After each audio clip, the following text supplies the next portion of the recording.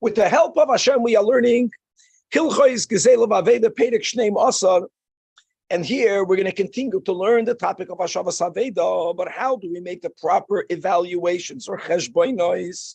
Wherever a person lost money or the person did not gain money because of their involvement in the mitzvah of Hashavas Aveda. This chapter has 15 halachas, beginning with halacha aleph. Misha Abdullah Aveda. First of all, if a person loses a lost article, and the person discovers his lost article, and at the same time he discovers someone else's lost article, and obviously says that Rambam that if the person is able to retrieve his and the others, then chayiv lahachzir, the obligation regarding the other stands. But for whatever the circumstances, it's either or. So first of all, the halacha is avidasoy koidemes.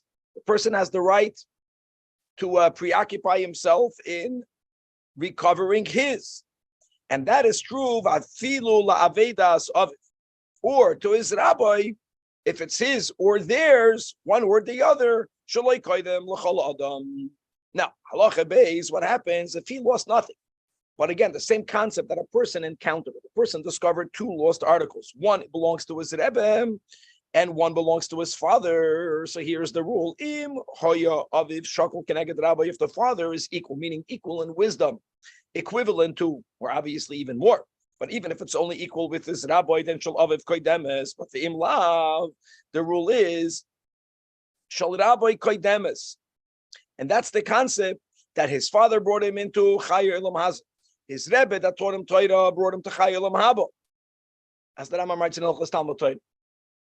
However, what rabbi does this refer to? It has to be his primary teacher, meaning the Rambam. Comes mimenu.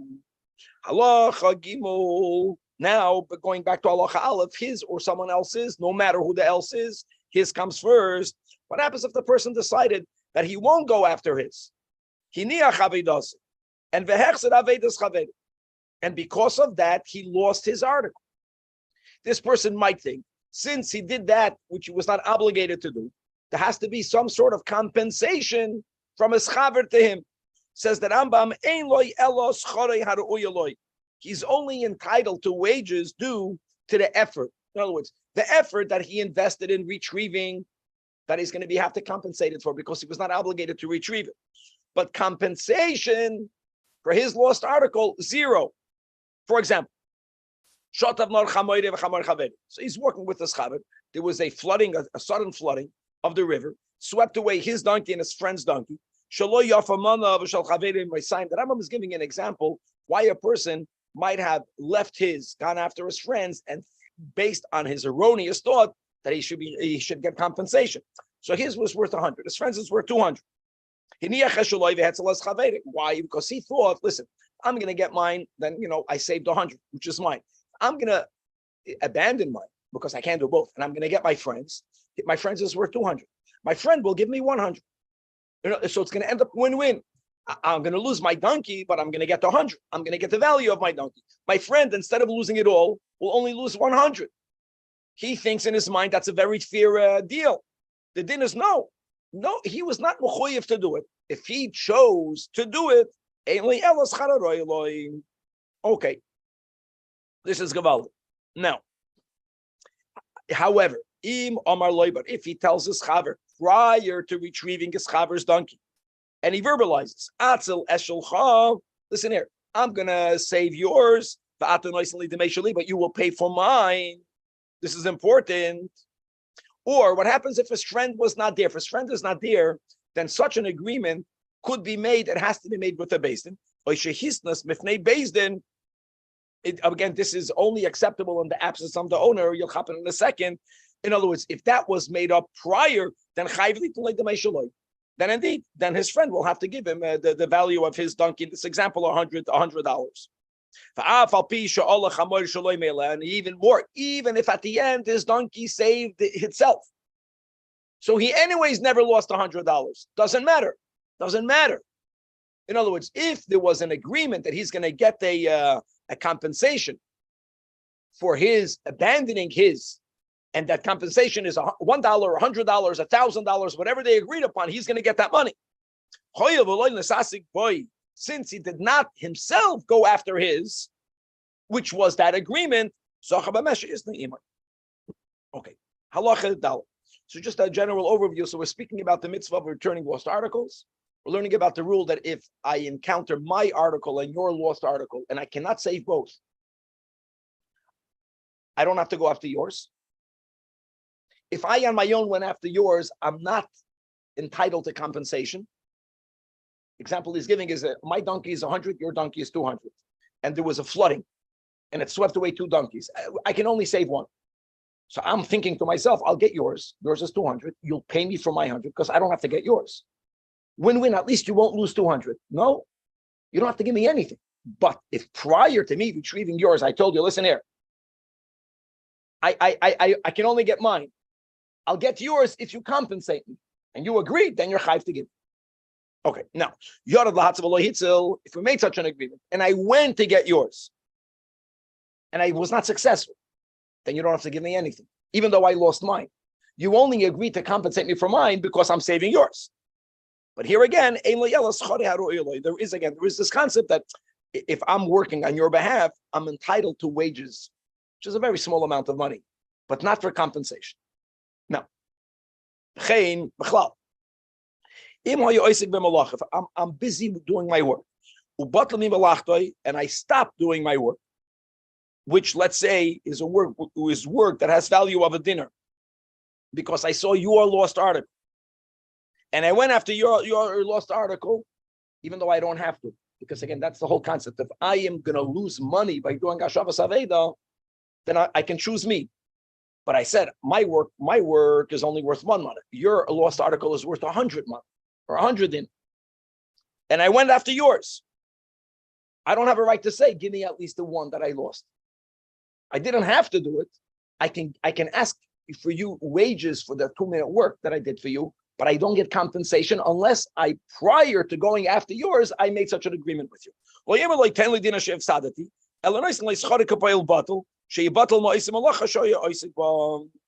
Okay, now I just want to say like this, when it comes to what's the compensation, so just poil bottle, we have this very often, just to know what it means. It's not so simple. If I work, let's say I get paid $10 an hour. Okay, today with the minimum, I get paid $25 an hour. I work career one-wise, I get paid $50 an hour. Oh, but I have to work hard, like construction. If you were to tell me, don't work, I'm going to tell you I need the $50 an hour. There is a certain amount of money that if you were to offer it to me, I would agree not to work. You're not going to pay me 50, then why would I not work? If you're paying me the 50, you'll want me to work. But let's say like this, if my work is very hard, so there is an upside for me not to work because I'm resting. So let's say I would tell you, listen, I need the money, but for $10, I won't come in today. I was going to make 50, but I'm getting 10 plus rest. If my work is something very easy, let's say I'm just a guard and I'm getting paid $50 an hour, I would only agree for $40 for not to work. Because anyways, my work is not that difficult. That's, in other words, the poil bottle that's the formula to make the poil bottle evaluation. Now, here again, if either the person who is beyond the letter of the law, stopping his work to retrieve the aved of his friend, prior to which tells him, listen, it's a pity, you're going to lose a diamond ring. I'm going to go after it, but you got to pay me you have to compensate. You agreed. Or if the owner, in the absence of the owner, he said it in front of a beis din, then the hirshu, and they agreed, then he gets compensation. The im ein sham beis din v'loy ba'alam.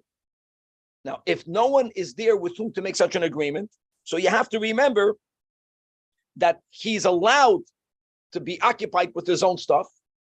I'm not chayiv to do hashavas aveda, even though yours is worth $1 million and mine is worth a pruta. But if I chose to do it, you don't have to give me compensation. That's the big rule that we all learned. Okay, halacha hey, chein.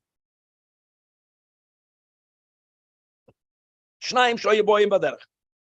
Similar hashavas aveda.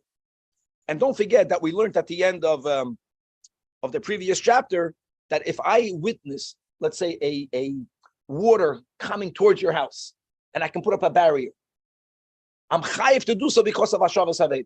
Because Hashavas Haved doesn't only mean after you lost something, I'm retrieving it for you. Hashavas Haved is the mitzvah that if I am able to prevent you from losing your money, I'm obligated to do so, generally. So now, me and you are going. One person has a barrel of wine. Let's say you have a barrel of wine and I have a barrel of honey. First of all, b'chlal, honey in halacha is date honey, right? Eretz zavas chalavu devash. And the times of Chazal, we see this from the Gemara the whole time.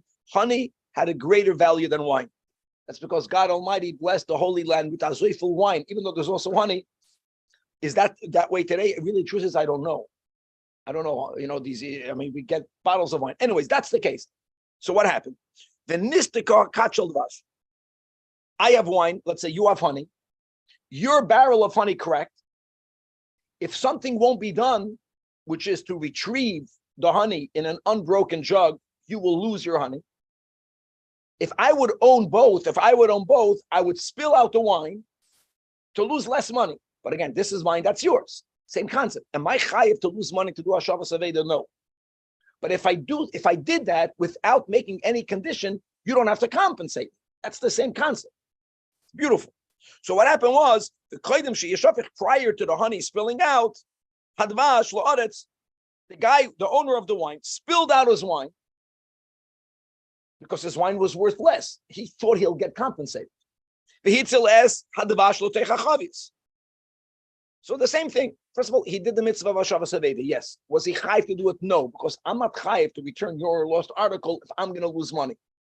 If I chose to do it, I don't get compensation. I get paid the wages. It took me 2 minutes to do it. Let's say in my case, I'm the worker, and I would agree to get paid $10 not to work an hour, and divided by 60 minutes, and it took me a whole 2 minutes. That's how much I get paid. Baba Mises.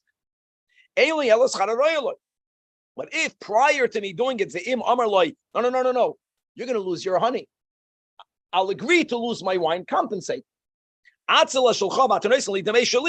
Or if the owner was not there and he made that in front of a beis din and they agreed, and then you're chayiv to give.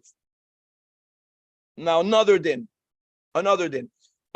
When there is a crack, that's a general question. If I have a barrel of honey and it cracked, there's no one around, the honey is going to get lost.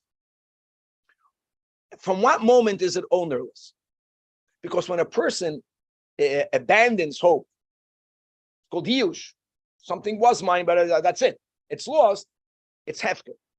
There's a machlokes that Rambam holds. It's only hefker when it hits the ground. By the way, by the time it hits the ground, it has a lot less value. We know that. But once it hits the ground, it's lost. If the barrel is cracked and it didn't yet spill on the ground, there's a big machlokes that Rambam holds it's not hefker yet. It's because people don't give up hope. In my mind, maybe someone is going to come and save it. Okay. Once the honey spilled on the ground, then it's hefker. And now, whoever saves it, there's no Hashavas Aveda, because the Chazal say that the owner abandoned hope. Let's go back.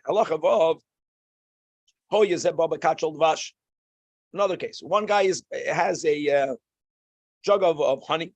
And the other person has empty jugs. So here I'm not losing my wine. And the guy with the barrel of the honey, the nistika kadadvash, that barrel got cracked.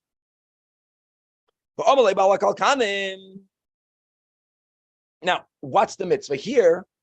If you have the dvash and I have the kankanim, I'm not losing money by saving your honey. And therefore, I'm obligated to do it because I have a mitzvah of Hashavas Aveda. That's the mitzvah of Hashavas Aveda. And it does Hashavas Aveda doesn't only mean after you lost it, I should find it and give it back to you. Prevent from lose. So what happens enough? I'm wrongfully telling you, oh, listen here, I'm going to save your honey. I'm going to chop it in my kankanim, but I want you to give me half of the value, or a shlisha, a third of the value, or X amount of money. Now, what we can call that extortion, because al pi din toida, I have to do it anyways. I'm trying to monetize, even if you say yes. Even if the owner of the honey says hin, yeah, yes, he's not obligated. He was playing with him. Now, do you have to give me compensation for my time? Yes. That little amount of money. Why? Because I, in this case, the Balak Alkanim, I didn't lose anything. And whenever I don't have a loss, I'm obligated because of the mitzvah of Hashavas Aveda to retrieve it. If I'm obligated to do it, I'm not in the position to make that type of stipulation with you. And similarly, a person who ran away from jail. Now, today, if a person runs away from jail here in the United States, let's go with the presumption that it's a good legal system. Of course, there are mistakes that can be made, but the guy that ran away from jail should be brought back to jail. Now, here we're speaking about in the times of Chazal, a guy ran away from jail. The guy didn't belong there. And now there's a river and there's a raft.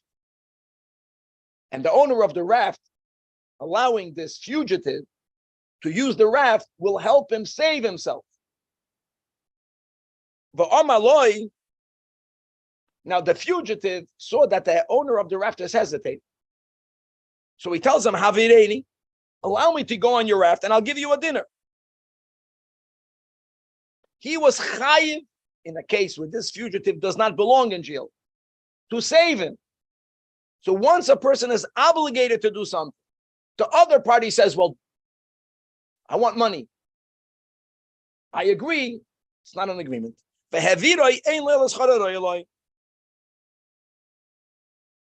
the mitzvah of saving is included in Hashavas Haved. How did we begin this chapter? By saying that whenever a person is going to lose money because of Hashavas Haved, they're not obligated to do Hashavas Haved.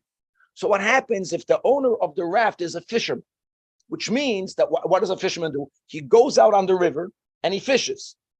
So if I use this raft to chapa a goldfish, which is worth a pruta, I'm no longer obligated because of Hashavas Haveda to use my raft to get this guy from here to there. So now it changes. Like we haven't learned. There was a moment I'm not chayiv to do it. If I agreed to pay money, then I get my money.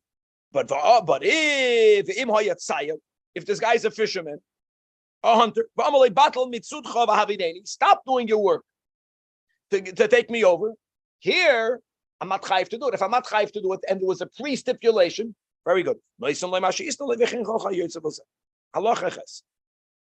Another case, shayara, a caravan, which is the way people traveled. People did not travel by themselves. They're going through a desert. And listen, and they were confronted and attacked by an armed force. Now let's go back to Yush. If the people in the caravan were unable by the laws of nature to protect themselves from this armed force, so we had the dilemma of Yush the whole time. In other words, if they are attacked in a way where they know they can't save themselves, so they abandoned hope of holding on to their stuff. Now, what happens for Amad the Echad Mehem Vehit? So one person rescued everyone's property. Who does it belong to? You can't say Hashavas Haveda, because that's what we have been learning. That whenever the owner gives up hope, whenever there's Yush, there's no more mitzvah of Hashavas Haveda. So that guy that somehow managed to save everyone's property, saved it for him. In contrast, but if other people were able to stand up against this force, but one guy did it by himself, it's not going to be his because the owners didn't have use. Even if he's saying, I'm doing it for me, garnish matzah emtza, it goes to everyone. Because if there's no use, then he has an obligation to return it to its owners. Now comes the question, what happens if it was possible for the owners to rescue? You didn't need this Shimshon Agiber to do it, the guy with the weapon, but they only could have done it with difficulty. So here we say like this. If someone gets up without saying anything, the other people also could have done it. It would have been with difficulty. Maybe they would have failed, but maybe they would have succeeded. They don't have huge. He has to share it with everyone. But if he says, this one guy with a machine gun, I'm doing it for me, the other people should have said, no, we're going to join you. They should have said something in protest because they don't have yush. There we say that silence is the acquiesced. Why? Because Since they heard this guy saying, "Oh, I'm going to go confront these armed bandits, but I'm doing it all for me," if indeed they did not have Yush, they should have said, "No, we're going to join you." And since they did nothing, that's an expression that they gave up hope of ever getting back their articles, and therefore it's Yush. Whenever it's Yush, they lose ownership, and now this person has no mitzvah of Hashava Saveda. He acquired something from Efker. Halacha Yud, if you have two partners, same scenario, and the property was being attacked, one of the partners saved it. The partner doesn't get to say, "I saved it for me." They're partners. Because they're partners. But there's a concept of dissolving a partnership. So but if the guy says, no, I'm saving it for me, that statement means that he's dissolving the partnership. And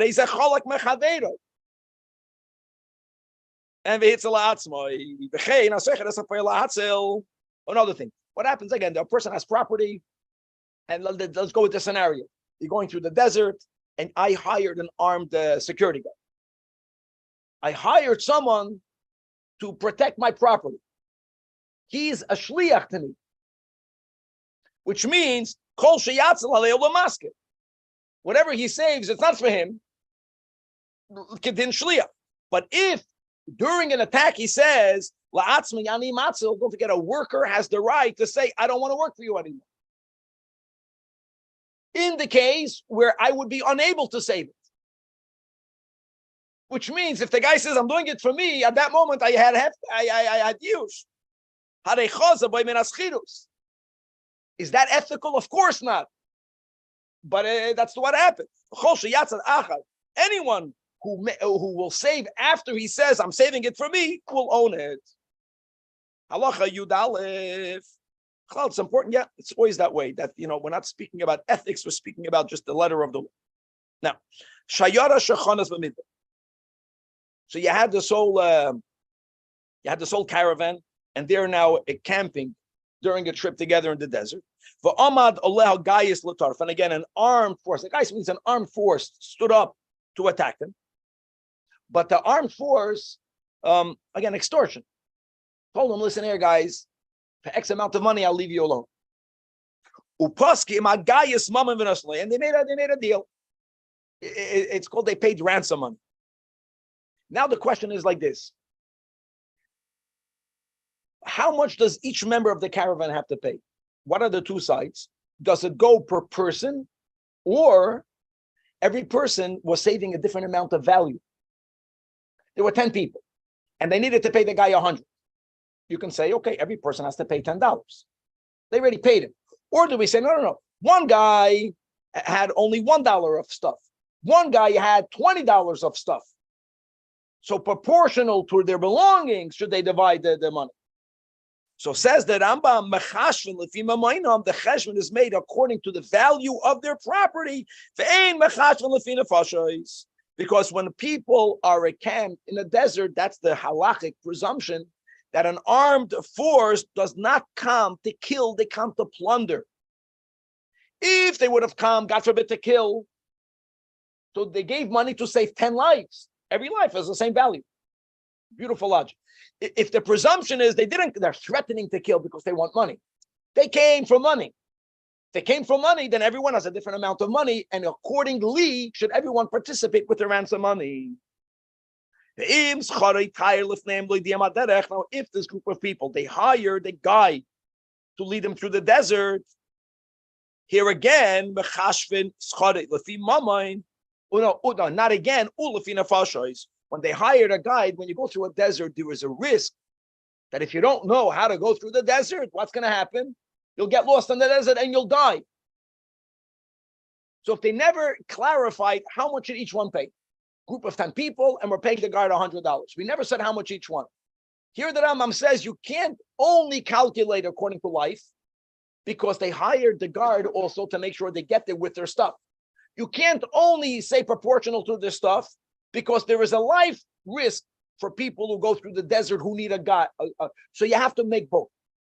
You have to make both cheshbonis, and then the Rambam writes that whenever there's a clear minhag, a local minhag, then you follow the minhag, even if the minhag doesn't go according to these rules. Because whenever you don't stipulate something, but in this location, this is the way it works, then we have to go according to that unverbalized norm of this location. Halacha Yud Beis, donkey drivers are allowed to make the following stipulation: that if anyone will lose their donkey, anyone who loses their donkey during the trip, we collectively will buy him another donkey. And the reason is, guys, it's a win-win. A win-win is like this: when we're going with a caravan, it's advantageous for there to be more people. The more people in the group, the safer they are.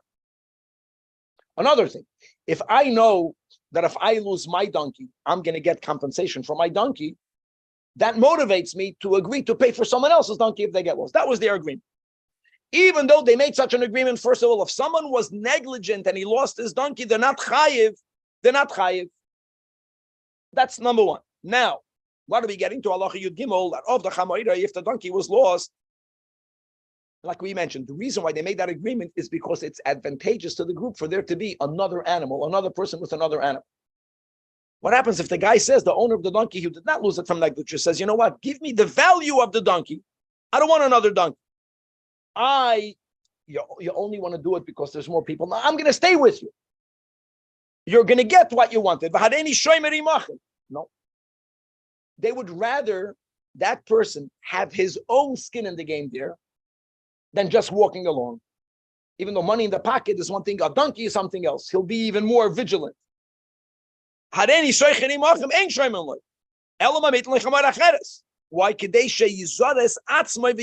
Because he'll be even more cautious when he's going to be guarding over his donkey. He'll be guarding over everyone's donkey. And that's true, even if this person already has one donkey. He began with two donkeys. He lost one. He's saying, guys, I'm staying here. Give me the money. No, we want for him to have two donkeys. He'll be more precautious. Beautiful.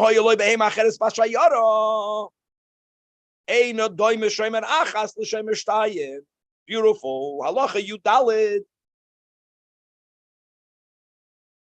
Svina shoisa mahalachas bayam. If the svina shoisa bayam, there's a ship in the sea. Similar concept of how do we divide loss, proportion to the people, proportion to the property.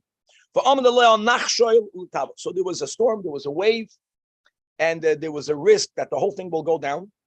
One of the things that they would do is that they would reduce the cargo.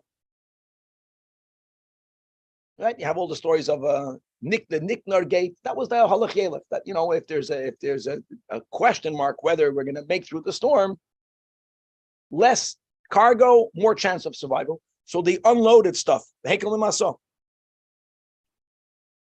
Now here comes the question. Here it's not about people or property. It's about weight or value. In other words, I had a pound of silver. You had a pound of gold. And what's the difference today? It's humongous. So, what is needed to save the ship from going under? Less weight. So everyone has to give up a pound.